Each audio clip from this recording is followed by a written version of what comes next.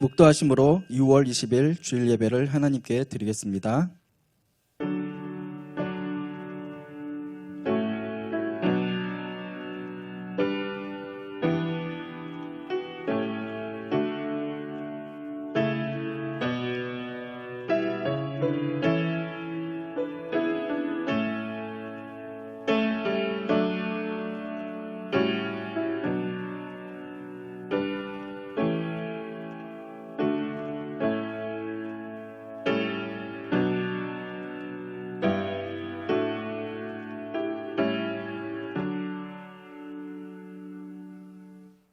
온 땅이여 여호와께 즐거운 찬송을 부를지어다. 기쁨으로 여호와를 섬기며 노래하면서 그의 앞에 나아갈지어다. 여호와가 우리 하나님이신 줄 너희는 알지어다. 그는 우리를 지으시니요 우리는 그의 것이니 그의 백성이요 그의 기르시는 양이로다. 아멘. 은혜가 충만하신 하나님, 한 주간 동안 베풀어 주신 주님의 은혜에 감사드리며 거룩한 주일 각자의 처소에서 온 가족이 함께 모여 하나님께 예배드릴 수 있도록 인도하여 주시니 감사드립니다. 우리의 마음과 시선이 언제나 주님께 향하길 원하며 주님의 뜻을 온전히 따르길 원합니다. 온 성도가 주님 안에서 한 마음과 한 뜻으로 기도하며 하나님의 말씀을 바르게 깨닫고 마음에 새기는 예배의 자리로 함께하여 주옵소서. 우리의 삶을 온전히 주관하여 주시고 다스리시는 예수 그리스도의 이름으로 기도드립니다. 아멘. 찬송가 18장 찬송 드리겠습니다.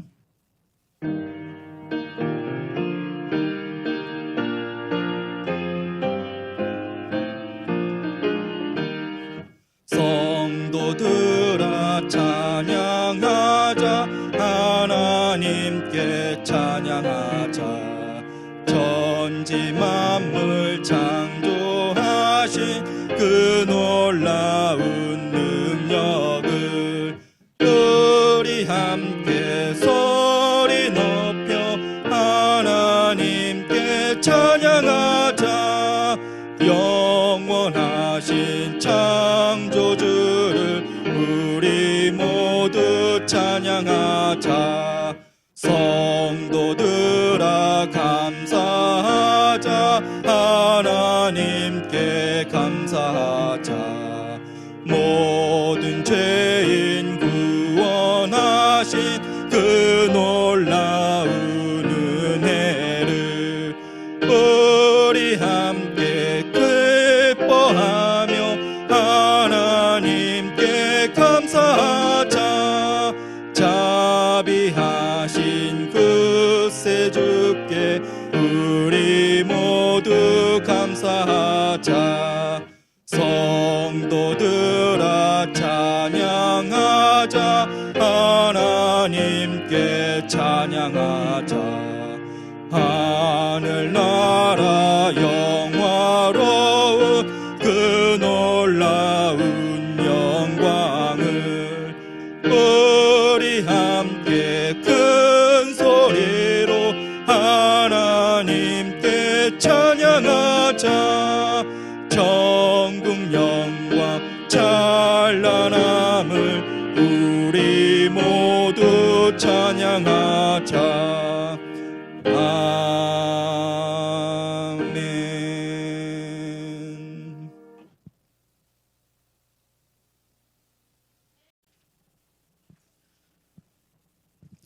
성시교독 교동문 11번 시편 17편입니다.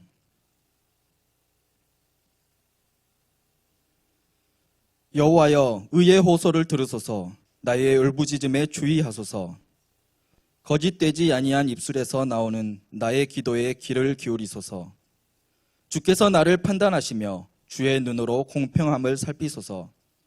주께서 내 마음을 시험하시고 밤에 내게 오시어서 나를 감찰하셨으나 흠을 찾지 못하였사오니 내가 결심하고 입으로 범죄하지 아니하리이다. 사람의 행사로 논하면 나는 주의 입술의 말씀을 따라 스스로 삼가서 포악한 자의 길을 가지 아니하였사오며 나의 걸음이 주의 길을 굳게 지키고 실족하지 아니하였나이다. 하나님이여, 내게 응답하시겠으므로 내가 불렀사오니 내게 귀를 기울여 내 말을 들으소서. 주께 피하는 자들을 그 일어나 치는 자들에게서 오른손으로 구원하시는 주여, 주의 기이한 사랑을 나타내소서. 아멘. 사도신경으로 신앙 고백 드리겠습니다. 전능하사 천지를 만드신 하나님 아버지를 내가 믿사오며 그 외아들 우리 주 예수 그리스도를 믿사오니 이는 성령으로 잉태하사 동정녀 마리아에게 나시고 본디오 빌라도에게 고난을 받으사 십자가에 못 박혀 죽으시고 장사한 지 사흘 만에 죽은 자 가운데서 다시 살아나시며 하늘에 오르사 전능하신 하나님 우편에 앉아 계시다가 저리로서 산 자와 죽은 자를 심판하러 오시리라. 성령을 믿사오며 거룩한 공회와 성도가 서로 교통하는 것과 죄를 사하여 주시는 것과 몸이 다시 사는 것과 영원히 사는 것을 믿사옵나이다. 아멘. 찬송가 193장 찬송 드리겠습니다.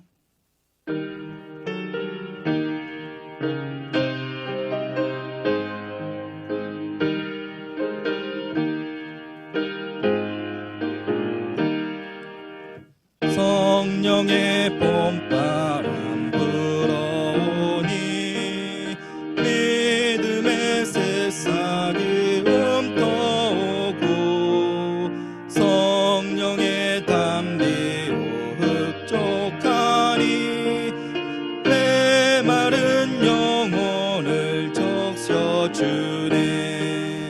불같은 성령이 마시니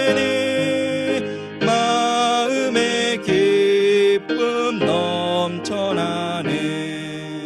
성령의 생수를 마시는 자 갈급한 심령이 해갈되고 성령의 충만함 받은 자는 마음의 평안을 누리겠네.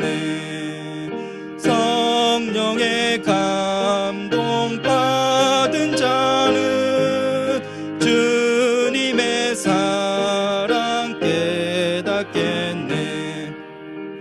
성령의 은사를 받은 자는 시기와 질투가 사라지고 성령의 지혜를 받은 자는 이웃과 한 형제 되었도다. 성령의 권능 받은 자는 사랑의 복음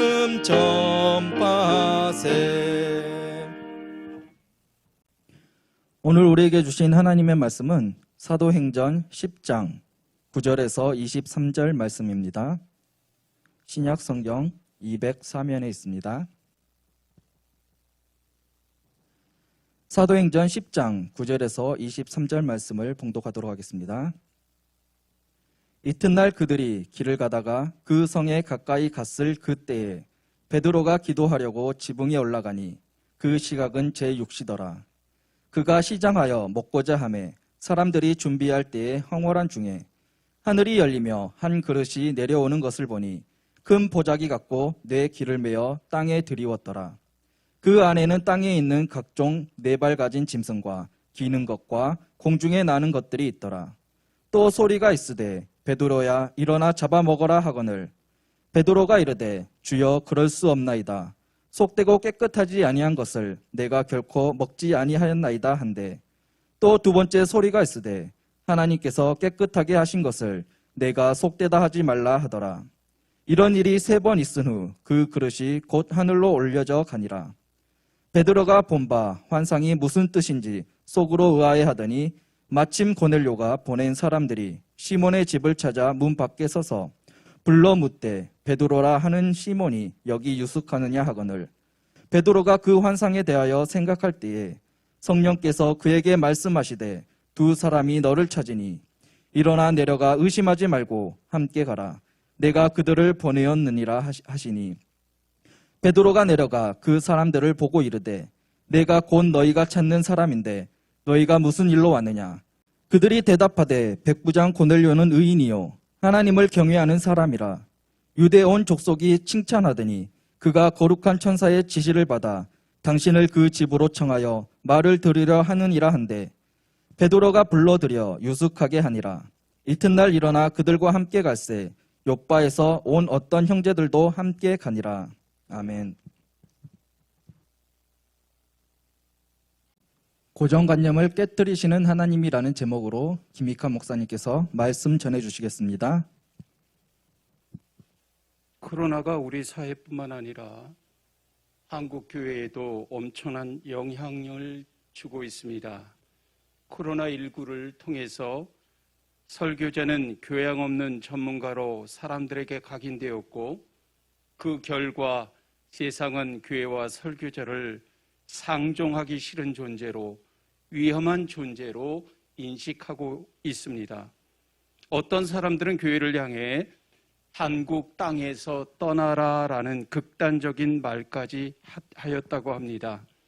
사회적인 거리두기 단계가 강화되어 오래도록 지속되는 것이 교회 탓이라고도 말합니다. 이번 코로나 확산의 원인으로 교회가 지목되고 있고 교회가 비난의 중심에 있다라는 것 사실입니다. 먼저 이 자리를 빌어서 기름주한교회 코로나 확진 사태에 대해서 진심으로 머리 숙여 사죄해 드립니다. 고의는 아니었지만 변변치 못한 사람으로 인해 많은 성도가 코로나 확진 판정을 받았고 육체적으로 정신적으로 극심한 고통과 두려움을 겪게 했던 점 진심으로 용서를 구합니다. 더욱이 위로의 말 한마디 없었던 점 깊이 고개 숙여 사과드립니다. 이 일에 대해서 저 자신 스스로가 깊이 반성하고 있고 다시는 아픔을 외면하는 목회자가 되지 않을 것을 다시 한번 다짐해보고 다시 한번 여러분에게 심려를 끼쳐드린 점 진심으로 사과드리고 죄송합니다. 자, 오늘의 설교의 제목은 고정관념을 깨트리시는 하나님. 고정관념 혹은 편견이란 무엇일까? 이것은 한쪽으로만 지나치게 치우쳐 보는 것을 말합니다. 객관적이거나 혹은 진리적 시각이 아니라 자신의 주관적인 시각으로 보는 것을 말합니다. 우리가 이 시각으로 바라보게 되면 사람을 볼 때에도 또 어떤 상황을 판단할 때에도 혹은 진리의 말씀을 들을 때에도 하나님의 말씀을 해석하는 데 있어서도 편파적일 수밖에 없다라는 것입니다. 그래서 말라기서 2장 9절의 말씀을 표준 새 번역으로 보면 너희가 내 뜻을 따르지 않고 율법을 취급하는 데 있어서 편파적이었으므로 너희가 모든 백성 앞에서 멸시와 천대를 받게 하였다라고 말합니다. 여기서 편파적이었다라는 말은 주관적으로 매우 인간 중심적으로 해석하고 그 말씀을 적용했다라는 뜻입니다. 이처럼 편견은 대단히 치명적인 결과를 가져온다라는 사실과 편견을 가지고는 신앙생활 제대로 할 수 없다라는 것을 분명히 명심해야 할 것입니다. 여러분, 신앙이 무엇일까요? 믿을실 따를 앙입니다. 신앙은 믿고 따르는 것입니다.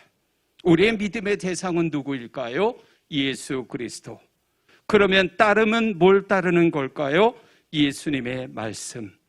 그런데 만약에 내가 믿고 싶은 만큼 믿고 따르고 싶은 만큼 따른다면 그것은 신앙의 대상이 내가 되는 거고 신앙의 따름이 내 생각이 되는 것이기에 누가복음 9장 23절에서는 누구든지 나를 따라오려거든 자기를 포기하고 날마다 자기 십자가를 지라고 말씀하고 있는 것입니다.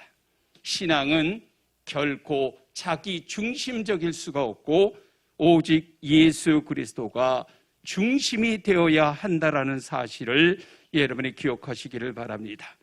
기독교는 저는 깨트림의 종교라고 생각합니다. 내가 깨져야 비로소 본질이 나오고 정체성이 드러나고 놀랍게도 그때에 내 안에 계신 예수 그리스도가 살아나고 하나님의 형상이 드러나게 되는 줄 여러분 믿으시기 바랍니다.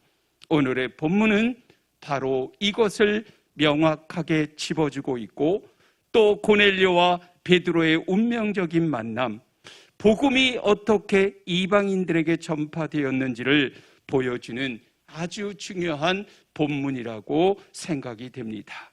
9절의 말씀. 이튿날 그들이 길을 가다가 그 성에 가까이 갔을 그때에 베드로가 기도하려고 지붕에 올라가니 그 시각은 제6시더라. 자, 여기에서 말하는 이튿날은 언제를 말할까? 사도행전 10장 4절로 5절의 말씀을 우리가 상고해 본다면 고넬료의 기도가 하나님 앞에 상달되어 기억하신 바가 되었으니 사람들을 요빠에 보내어 베드로라 하는 시몬을 청하라는 천사의 지시하신 이튿날을 말하는 거죠. 자, 먼저 우리는 고넬료가 어떤 사람인지를 한번 생각해 보기를 원합니다. 고넬료에 대해서 성경은 누가의 진술, 고넬료의 하인들의 진술, 그리고 환상 중에 고넬료에게 나타난 천사의 말을 통해서 다양한 방식으로 성경은 우리에게 말씀하고 있습니다. 먼저 누가의 진술을 우리가 살펴본다면 1절과 2절의 말씀.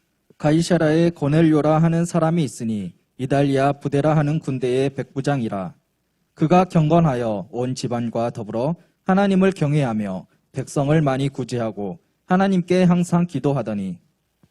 자, 누가의 진술에 의하면 고넬료라 하는 사람은 누구인지 우리에게 분명히 말씀합니다. 이달리아 부데라 하는 군대의 백부장이라. 또한 그가 경건하여 온 지방과 더불어 하나님을 경외하며 백성을 많이 구제하고 항상 하나님께 기도했다라고 기록하고 있습니다. 두 번째, 우리가 천사의 말에 의하면 4장 하반절에 보니까요, 내 기도와 구제가 하나님 앞에 상달되어 기억하신 바가 되었으니. 자, 그리고 하인들의 진술에 의하면 22절 상반절에 백부장 고넬료는 의인이요 하나님을 경외하는 사람이라 유대 온 족속이 칭찬하더니. 자, 이제 요점을 좀 정리해 보자면요. 고넬료라는 사람은 이달리아 부대라 하는 군대 백부장으로 온 집안과 더불어 하나님을 경외하고 유대 온 족속에게 칭찬받는 하나님을 경외하는 이방인이었다라고 하는 거죠. 그리고 백성을 많이 구제하고 항상 하나님께 항상 기도에 전념했던 사람이라는 것입니다. 그래서 이러한 고넬료의 기도와 구제가 하나님 앞에 상달되어 기억하신 바 되었고 그의 기도 생활을 통해서 환상을 보는 계기가 되고 베드로를 만나는 기회를 만들었던 것을 우리는 말씀을 통해서 깨닫게 됩니다. 자, 여러분, 구제에 대해서 우리가 잠시 살펴본다면 잠언 11장 24절로 25절에 이렇게 기록되어져 있죠. 흩어 구제하여도 더욱 부하게 되는 일이 있나니 가도히 아껴도 가난하게 될 뿐이니라. 구제를 좋아하는 자는 풍족하여 질 것이요 남을 윤택하게 하는 자도 자는 자기도 윤택하여 지니라. 자, 구제를 좋아하는 자가 어떻게 된다? 부하게 되고 풍족하게 되며 윤택하게 된다라는 것을 성경은 우리에게 강조하고 있습니다. 24절에 더욱이라는 의미가 뭘까요? 나누어 주면 나누어 줄수록 하나님은 우리를 더 부하게 해주신다라는 그런 의미를 가지고 있습니다. 내가 나누어 준 것보다 더 많이 부하게 얻게 된다라고 하는 의미이기도 합니다. 여러분, 이것은 세상 경제 논리로 본다면 맞지 않습니다. 그러나 성경의 원리는 우리가 나누어 주고 베풀고 구제할 때 우리의 것을 더욱더 풍성하게 윤택하게 부하게 채워주신다는 사실을 여러분이 꼭 기억하시기를 바랍니다. 왜 그럴까? 저는 잠언 19장 17절에서 해답을 찾습니다. 가난한 자를 불쌍히 여기는 것은 여호와께 구워드리는 것이니 그의 선행을 그에게 갚아주시리라. 그리고 누가복음 6장 38절에서도 이렇게 말씀합니다.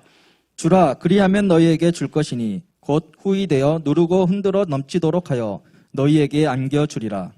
자, 이처럼 구제는요, 은밀한 중에 계시는 하나님께서 반드시 기억하시고 갚아주실 것이라는 거죠.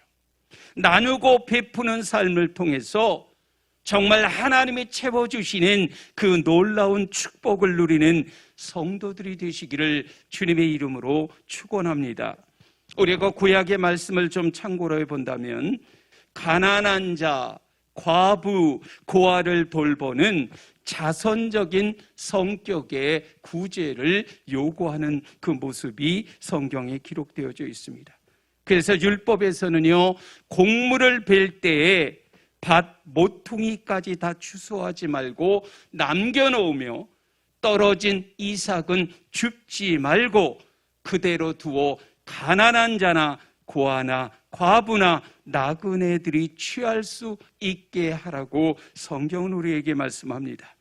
또한 가난한 사람이나 배고픈 사람이 길을 가다가 밭이나 포도원에서 배를 채우는 것도 허락이 되어져 있고 3년마다 소득의 10분의 1을 바쳐서 레위인이나 나그네나 고아나 과부를 돕는 일에 사용하였던 것을 신명기 14장으로 우리에게 말해주고 있고, 밭은 7년마다 갈지 않고 남겨두어 백성 가운데 가난한 자들이 소산물로 이제 먹을 수 있도록 하라는 것이 구약 성경에 기록된 구제의 모습입니다. 신약 시대에 와서도 가난한 자에 대한 구제는 여전히 강조되고 있죠. 자, 그래서 예수님께서는요, 구제 행위보다도 무엇이 동기의 순수성 그 자체의 의미를 강조하셨습니다. 마태복음 6장 3절의 말씀처럼 구제는 은밀하게 하라는 것입니다. 기도도 은밀하게 하라는 것입니다. 금식도 은밀하게 하라는 것입니다. 생색내지 말고 자진하는 마음으로, 자발적인 마음으로 이루어져야 한다는 것을 우리에게 말씀하고 있죠. 초대교회에 자발적인 구제가 강조되어져 있죠. 사도 바울도 가난한 자에게 구제할 수 있도록 자기 손으로 수고하여 선한 일을 하라고 에베소서 4장 28절에서 말씀하고 있습니다.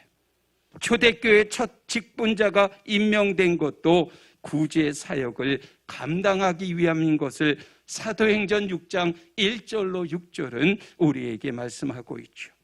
히브리서 13장 16절에 보니까 이와 같은 구제가 하나님을 기쁘시게 하는 제사라고 표현이 되어져 있습니다. 여러분, 이러한 모습으로 저와 여러분이 살아갈 수 있기를 원하는데요, 정말 나의 구제의 수준은 어떠한지를 오늘 이 시간 점검할 수 있기를 바랍니다. 저는 고넬료의 가정처럼 우리 성도들의 구제가 하나님 앞에 상달되기를 간절히 축원합니다. 또한 항상 기도했다라는 말은 어떤 의미일까요? 고넬료가 하나님을 삶의 우선순위로 두었다라는 의미이죠. 이런 그를 하나님은 기뻐하시고 주목하셨던 것입니다. 우리 성도들도 하나님을 삶의 우선순위로 삼기를 바라고 주일 예배가 우선이기를 바라며 우리의 삶의 기도가 우선이기를 바랍니다. 이런 성도를 하나님은 기뻐하시고 축복하실 줄로 믿습니다. 저는 이렇게 생각합니다. 지금은 더욱 매달려서 기도할 때라고 말입니다. 급할수록, 막막할수록, 두려울수록 낙심하지 말고 기도하라고 말씀드리고 싶습니다. 그 이유가 어디 있냐고요? 여러분, 하나님을 찾으면 문제가 풀리기 때문입니다. 하나님을 만나면 문제가 풀리기 때문입니다. 야곱처럼 하나님과 씨름할 때 문제가 풀리게 될 줄로 저는 확신합니다. 이처럼 기도는 문제 해결의 열쇠입니다. 주실 것입니다. 찾을 것입니다. 열릴 것입니다. 저는 아무쪼록 고넬료의 가정처럼 열심히 기도해서 여러분의 기도가 하나님 앞에 상달되기를 간절히 축원합니다. 오늘날은 한마디로 가정의 위기요, 가정 붕괴의 시대라고 말하죠. 고넬료의 가정처럼 온 가족이 하나님을 경외하는 가정 되기를 원하고 구제하기에 힘쓰는 가정 되기를 원하며 항상 깨어 기도하는 가정 되기를 원합니다. 무엇보다 하나님의 말씀에 즉각적으로 순종하는 가정, 그래서 온 가정이 구원받고 천국 가는 복된 가정 되시기를 주님의 이름으로 축원합니다. 자, 환상 중에 찾아온 천사가요, 5절 6절에 보니까 고넬료에게 욥바로 사람들을 보내요. 무두장이 시몬의 집에 유숙하고 있는 베드로를 초청하라고 말합니다. 자, 그런데요, 천사가요, 베드로가 있는 집, 베드로가 있는 장소까지 정확하고 자세하게 일러주고 떠났다라는 것입니다. 여러분, 이것을 통해서 우리는 무엇을 알 수 있을까요? 하나님의 계시는 구체적이라는 거예요. 하나님의 계시는 모호하지 않는다라는 것입니다. 자, 이제 고넬료가 이 하나님의 사자라고도 기록되어 있고 천사라고도 본문에 이제 기록되어져 있는데 7절과 8절의 말씀을 보니까 고넬료가 어떠한 행동을 하는지 여러분 주목해 보시기 바랍니다. 마침 말하던 천사가 떠나매 고넬료가 집안 하인 둘과 부하 가운데 경건한 사람 하나를 불러 이 일을 다 이루고 욥바로 보내니라. 자, 고넬료가요, 지금 한 반응 행동을 보니까요, 천사의 지시에 따라서 지체하지 아니하고 집안 하인 둘과 부하 가운데 경건한 사람 한 사람을 욥바에 있는 베드로에게 보냅니다. 자, 여기에서 우리는 무엇을 알 수 있을까요? 고넬료의 태도와 반응은 즉각적인 순종의 모습을 보여주고 있다는 거죠.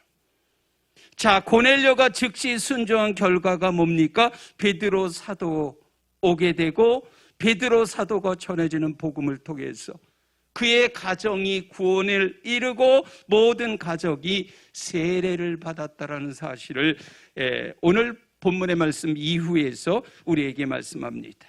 뿐만 아니라 이방 선교의 문이 열리게 되었다라는 거예요. 여러분, 정말 이 말씀을 통해서 중요한 것은요, 말씀에 순종해야 한다라는 것입니다. 우리가 이렇게 말씀에 순종할 때 하나님이 일하시고 역사한다라는 것입니다. 말씀 앞에 온전히 순종하는 성도님들 되시기를 주님의 이름으로 부탁드립니다. 자, 그렇다면 욥바에 있었던 베드로는 무엇을 하고 있었을까? 9절의 말씀 다시 한번 보시면요, 이튿날 그들이 길을 가다가 그 성에 가까이 갔을 그때에 베드로가 기도하려고 지붕에 올라가니 그 시각은 제6시더라. 자, 여기에 그때란 시점 굉장히 중요하죠. 고넬료의 보냄을 받은 사람들이 베드로가 묵고 있는 무두장이의 집을 향하여 찾아가는 때, 그때 베드로는요, 기도하려고 지붕에 올라간 그 시각이 6시였다라는 거예요. 현재의 시각으로 바꿀 때는 항상 제가 더하기 6을 하라 그랬습니다. 딱 정각 12시에 기도하러 지붕에 올라갔다라고 말하는 거예요. 자, 여러분, 베드로가요, 성전 미문에 걷지 못하는 사람 치유할 때 어떻게 했죠? 사도행전 3장 1절의 말씀은 이렇게 말씀합니다. 제9시 기도 시간에 베드로와 요한이 성전에 올라갈새. 자, 여기도 기도 시간에 맞춰서 성전으로 올라가는 길이었다라고 말해요. 성경은 이들이 기도한 시간을 증거하고 있어요. 여러분, 기도하는 사람에게는요, 기도하는 시간이 있습니다. 정해져 있어요. 기도는 막연히 생각하는 것이 아니라 구체적으로 기도하는 시간을 드리는 것이 엄밀한 성경적 의미에서의 기도라는 거예요. 기도하는 사람은 규칙적인 기도의 시간이 필요하다라는 것입니다. 여러분, 우리가 다니엘서 6장 10절의 말씀에도 보면 다니엘이 이 조서에 왕의 도장이 찍힌 것을 알고도 자기 집에 돌아가서는 윗방에 올라가 예루살렘을 향한 창문을 열고 전에 하던 대로 하루 3번씩 무릎을 꿇고 기도하며 그의 하나님께 감사하였더라. 다니엘도 시간을 정해놓고 기도했다라는 것을 이렇게 이야기하죠. 예루살렘으로 향한 창문을 열고 전에 하던 대로 습관대로 하루 3번씩 무릎을 꿇고 기도하며 그의 하나님께 감사하였다라고 말합니다. 여러분, 기도는 응급조치가 아니고 기도는 어려운 일을 당할 때만 하는 것도 아니며 평소에 정기적인 기도 시간을 정해놓고 영적인 능력을 키우는 것이 기도입니다. 기도의 분량만큼 영적인 능력이 나타나게 될 것입니다. 문제를 당해서 우리가 기도하려 하지 말고 먼저 기도해서 문제를 이길 믿음을 준비하는 성도 되시기를 주님의 이름으로 축원합니다. 오늘 본문 9절의 말씀에 기도하려고 라고 되어 있는데요, 고넬료가 하나님의 사자 천사를 만난 것도 기도 중이었고 베드로도 기도하려고 지붕에 올라갔다라고 말합니다. 여러분, 이 일이 인간적인 상황에서 벌어진 일이 아니라 하나님의 섭리 가운데 일어난 영적인 사건이라는 사실을 명확하게 밝히고 있는 것이죠. 저는 이 말씀을 통해서 하나님은 기도하는 사람끼리 만나게 하신다라는 것입니다. 하나님은 기도하는 사람을 사용하신다라는 것입니다. 하나님은 기도하는 사람과 함께 일하신다라는 것입니다. 항상 기도하는 성도님들, 더욱더 열심히 기도의 자리로 나아가는 성도님들 되시기를 주님의 이름으로 축원합니다. 자, 고넬료가 보낸 사람이 당도하기 전에 베드로를 기도하게 하시고 환상을 보게 하십니다. 그런데 고넬료처럼 기도하던 중에 환상을 본 것이 아니라 10절의 말씀에 보면 그가 시장하여 먹고자 하매 사람들이 준비할 때에 황홀한 중에.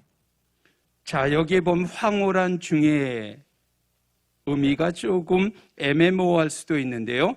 그래서 개역 한글 성경에서는 비몽사몽간에라고 번역이 되어 있습니다. 자, 베드로가 음식을 먹을 수 있도록 식사를 준비하는 중에 비몽사몽간에 일어난 사건이다라는 것을 우리에게 말씀하는 거죠. 환상의 내용에 대해 11절의 말씀은 이렇게 말씀합니다. 하늘이 열리며 한 그릇이 내려오는 것을 보니 큰 보자기 같고 내 귀를 메어 땅에 들이웠더라. 자, 하늘이 열리며라고 되어 있습니다. 베드로가 본 환상은 하늘이 열리며 한 그릇 하나가 내려오는 것을 보게 되었다라는 거예요. 여러분은 어느 때 하늘이 열리는 이러한 일들이 일어났을까? 에스겔서 1장에 보면 에스겔은 그발 강가에서 하늘이 열리는 경험을 하였다라고 말합니다. 누가복음 3장에 보면 예수님이 요단강에서 세례 요한에게 세례를 받을 때 하늘이 열렸다라고 되어 있어요. 사도행전 7장에도 보면 스데반 집사님이 돌에 맞아 순교하기 전에도 하늘이 열리는 그러한 놀라운 사건을 우리에게 말씀합니다. 자, 그런데 그 보자기 안에는 무엇이 담겨 있었다고 말씀합니까? 12절에 보니까요. 그 안에는 땅에 있는 각종 네 발 가진 짐승과 기는 것과 공중에 나는 것들이 있더라. 자, 무엇이 있었다고요? 네 발 가진 짐승과 기는 것과 공중에 나는 것들이 있었다라고 말합니다. 여러분, 율법적으로 보면 이 짐승들은 모두 부정한 것들, 먹어서는 안 되는 것들, 이러한 것들에 대해서 여러분이 좀 더 자세히 알기를 원한다면 레위기서 11장의 말씀을 여러분이 반드시 읽어주시기 바랍니다. 자, 그때 베드로에게 음성이 들리게 되는데요. 13절에 보니까요. 또 소리가 있으되 베드로야 일어나 잡아먹어라 하거늘. 베드로야 일어나 잡아먹으라고 음성이 들립니다. 그런데 베드로가 어떤 반응을 보이는지 14절의 말씀. 베드로가 이르되 주여 그럴 수 없나이다. 속되고 깨끗하지 아니한 것을 내가 결코 먹지 아니하였나이다 한데. 자, 이 반응은 어떤 반응이죠? 단호하게 자기의 주장을 펼치며 그 명령, 하나님의 명령에 대해서 거부하는 모습을 보게 됩니다. 왜 그럴까? 베드로는 속되고 부정한 것, 깨끗하지 아니한 것을 먹어본 적이 없기 때문에 먹을 수 없다라는 그런 반응을 보이고 있습니다. 여러분, 이러한 오늘 제목처럼 고정관념이, 이러한 편견이 하나님께서 새로운 구원 역사를 펼쳐가는데 걸림돌이 되었다라는 것입니다. 자, 그러자 베드로에게 두 번째 음성이 들려옵니다. 15절. 또 두 번째 소리가 있으되 하나님께서 깨끗하게 하신 것을 내가 속되다 하지 말라 하더라. 자, 하나님께서 먹으라 하신 것을 내가 속되다 하지 말라. 내가 그것을 깨끗하게 했는데 내가 왜 부정하다라고 말하느냐, 이런 의미로 저는 좀 받아들이고 싶어요. 하나님은 베드로의 내면 속에 유대인의 전통적 생활 방식의 잔재가 남아있음을 보신 것입니다. 베드로에게 레위기 율법에 의한 관습이 깊이 뿌리 내리고 있음을 아신 것입니다. 베드로 안에 자리 잡고 있는 사고 방식은 여전히 이방인에 대해 부정적이고 속된 자들로 규정하고 있었던 것입니다. 어디에서 볼 수 있냐고요? 사도행전 10장 28절에 보니까 이르되 유대인으로서 이방인과 교제하며 가까이 하는 것이 위법인 줄을 너희도 알거니와. 자, 베드로 자신이 지금 뭐라고 말하냐면요, 유대인으로서 이방인과 교제하며 가까이 하는 것이 위법이라는 전통과 관념에 사로잡혀 있었던 사람이 베드로입니다. 그래서 하나님은 복음 사역에 있어서 걸림돌이 되고 방해가 되는 요소를 제거하시려고, 바로 잡으시기 위해서, 또는 얽매여 있는 고정관념이나 전통에서 자유롭게 하시기 위해서 하나님은 지금 이 문제를 해결하시려 했다라는 것입니다. 여러분, 하나님의 구원 계획은요, 유대인과 이방인 모두가 예수로 인해 여러분 구분이 없어졌음을 기억하시기를 바랍니다. 그런 베드로의 그릇된 사고방식을 하나님은 완전히 바꾸라 말씀하는 겁니다. 이전의 사고방식에 대한 전환을 요구했던 것이죠. 16절의 말씀 보시면, 이런 일이 3번 있은 후 그 그릇이 곧 하늘로 올려져 가니라. 자, 무려 몇 번이나요? 3번이라 먹으라 하는데 거부합니다. 3번이나 이런 일이 반복되었다라는 것은 확실한 하나님의 뜻이 무엇인가를 우리에게 말씀해 주고 있는 것이죠. 자, 베드로가 도대체 이 환상이 무엇을 의미하는지 의아해할 때 17절에 보니까 고넬료가 보낸 사람들이 베드로를 방문합니다. 그리고 19절에도 보니까 여전히 베드로가 그 환상에 대해서 생각할 때에 이번에는 성령께서 이렇게 말씀하는 거죠. 19절과 20절의 말씀을 요약해 보면, 너를 찾아온 2 사람은 내가 보낸 사람이니 의심하지 말고 함께 가라고 베드로에게 말씀합니다. 베드로를 찾아온 2 사람이 어떻게 말합니까? 22절에 보면 하반절에요, 베드로를 집으로 청하여 말씀을 들으라는, 여기에 보니까 천사의 지시라는 표현이 나와요. 천사의 지시를 받았다라고 성경은 우리에게 말합니다. 그렇습니다. 저와 여러분이 이제 해야 할 일은 내 안에 나만의 주관적 편견을 버리고 예수 그리스도께서 말씀하신 성경의 진리를 우리의 마음 속에, 우리의 심령 속에, 삶 속에 새겨 나가야 할 줄로 믿습니다. 그렇게만 된다면 예수님 중심의 신앙을 바르게 세워나가게 될 것입니다. 내 안에 예수 그리스도가 드러나고 비로소 하나님의 형상이 회복될 수 있게 된다는 것이죠. 뭐 할 때 고정관념과 편견을 벗어날 때만 가능하다라는 것을 우리에게 말합니다. 오늘도 우리 주변에는 마치 자기가 옳고 그름을 판단하는 자인 것처럼 착각하는 사람이 있습니다. 그러나 우리는 하나님의 자녀이기 때문에 이제 내가 가지고 있는 가치관 내려놓고 성경적인 가치관을 가져야 할 줄로 믿습니다. 내 생각, 내 뜻이 중요한 것이 아니라 하나님 아버지의 생각과 뜻이 중요하다라는 것이죠. 우리가 삶을 살아가다 보면 이러한 경험들을 상당히 많이 할 것입니다. 그러나 하나님이 말씀하셨다면 반드시 하나님께서 이루어 가실, 하나님께서 책임지실 그러한 것들이라면 하나님 말씀 여러분 순종하는 저와 여러분이 되시기를 주의 이름으로 축원합니다.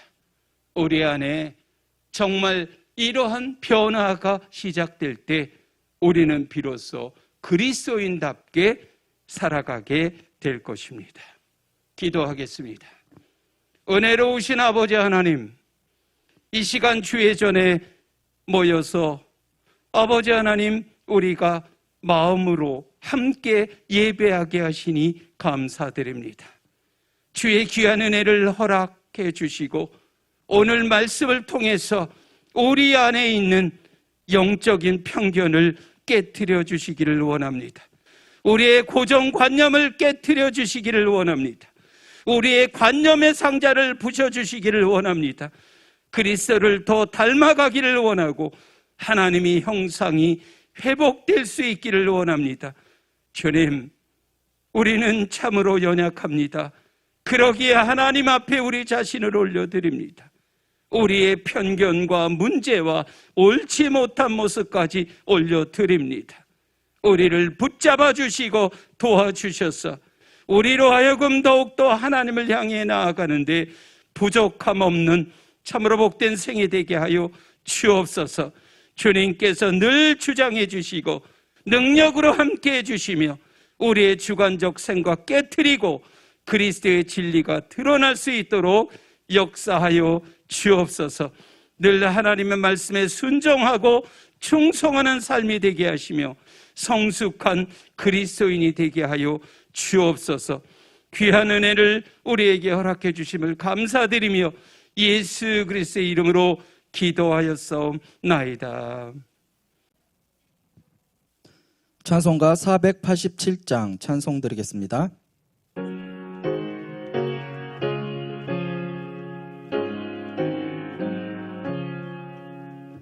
어둠 후에 빛이 오며 바람 분 후에 잔잔하고 소나기 후에 햇빛 나며 수고한 후에 쉼이 있네.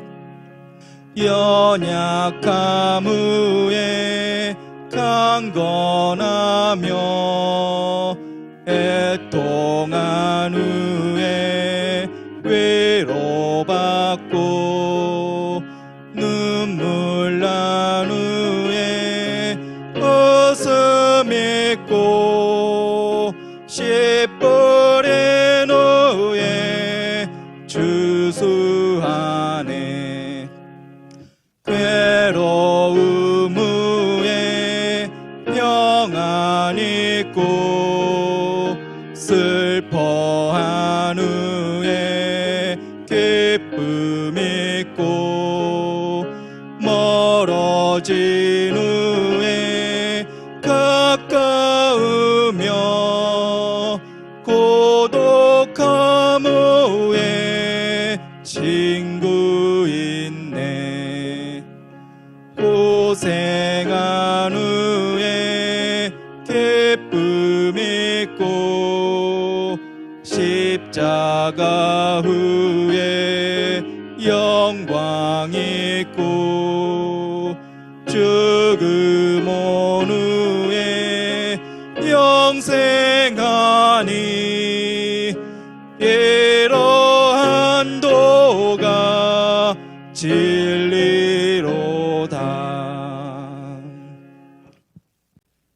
교회 소식 전해드리겠습니다.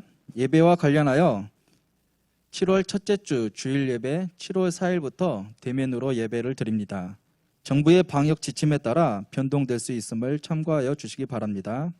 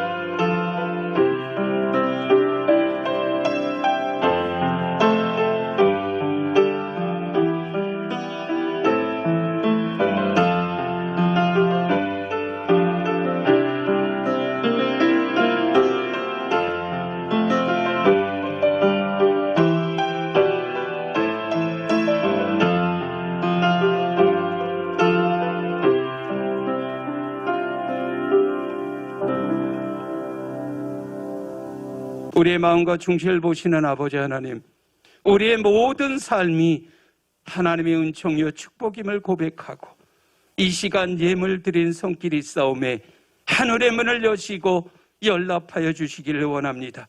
바친 손길 기억해 주시고 크신 축복 내려주시기를 원합니다.